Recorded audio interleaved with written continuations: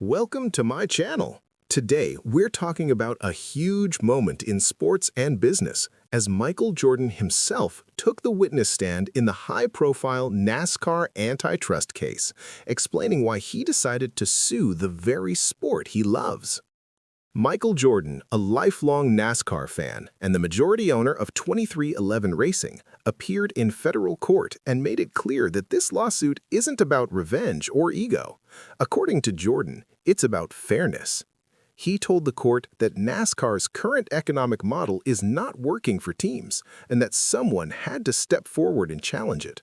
In his own words, he said he wasn't afraid to do it. Jordan explained how the idea for 23XI Racing began with casual conversations with Denny Hamlin. What started as a simple pitch eventually became a full-fledged team that debuted in 2021.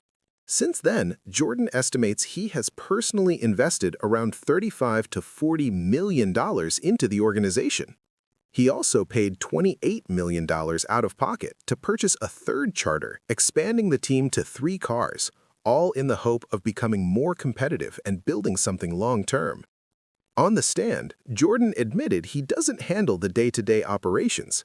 He considers himself more of a fan owner, leaving daily decisions to Hamlin and his longtime business partner and financial advisor, Curtis Polk.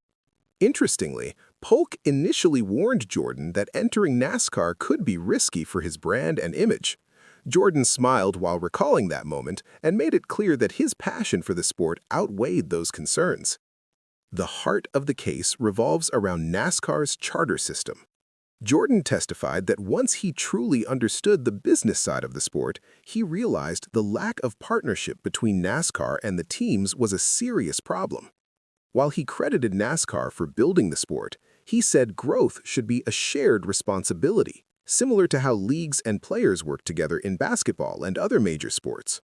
Jordan emphasized that 23XI Racing refused to sign the latest charter agreement for several reasons. He said it wasn't economically viable, legal advisors raised red flags about clauses that restricted teams from suing NASCAR, and the sudden ultimatum to sign the deal did not suit the team's long-term interests. For Jordan, the absence of permanent charters, limited input in governance, and financial imbalance were deal-breakers. During cross-examination, NASCAR's lawyers questioned Jordan about previous positive comments he made about the sport and the charter system. Jordan clarified that he can respect NASCAR and its structure while still opposing a specific agreement he believes is unfair.